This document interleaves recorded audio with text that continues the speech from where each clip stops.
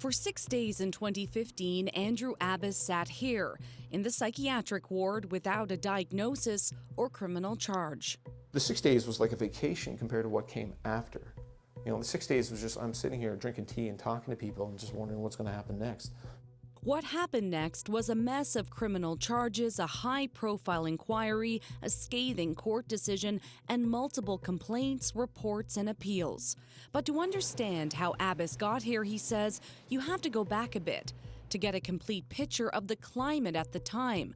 When ISIS was an international threat, our premier was a former police officer, and tensions, he says, were high.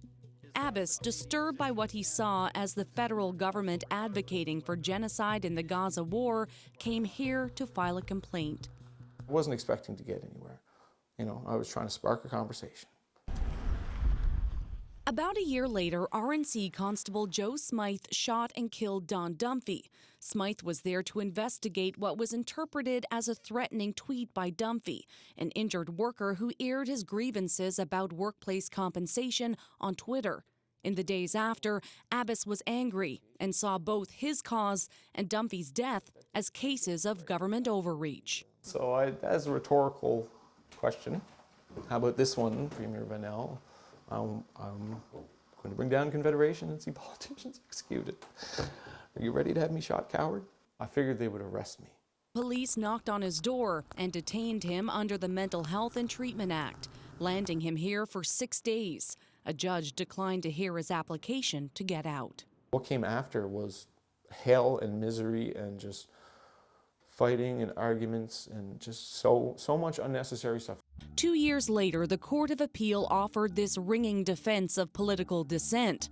If anger about political events and words of defiance to authorities are dealt with as signs of mental illness warranting involuntary committal, then our society is in a dangerous place. 2017 was also the year Abbass learned, along with everyone else, the backstory of how he was detained. These deleted messages were recovered and revealed at the Don Dunphy inquiry, examining what happened the day Smythe went to Dunphy's home. But they see it as a mental health problem because you're questioning officers' authority or whether or not they're doing their job properly, and it's like, no. There was also this email sent by Buckle the day before the detention to the entire police force, warning of Abbass. Abbass filed 2 public complaints. They were investigated, and former Chief Joe Boland and former Deputy Chief Ed Oates delivered reports. The decision from 2021 was scathing. It said that Buckle, or Officer X as he was called, was the driving force behind an illegal detention, was the cause of a toxic work environment, was a bully and intimidating. A larger-than-life persona, ran unrestrained. But Buckle had retired, and they concluded nothing could be done. Abbass appealed again. You've got an officer who abused his authority, and I think there needs to be a clear message sent that that kind of thing is not acceptable.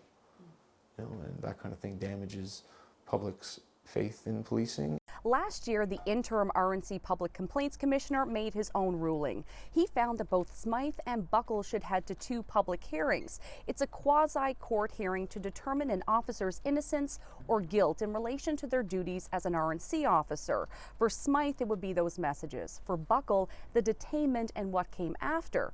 What's unclear is what will happen with Buckle. He is retired, and if he is found to have contravened the RNC Act, it's unclear what punishment he could even face.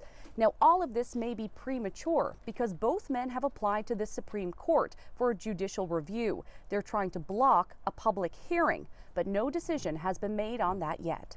It is too long, it is too costly, and it serves seemingly to frustrate individuals who would dare to try. Temi Topa Oriola helped shape legislation on police oversight in Alberta.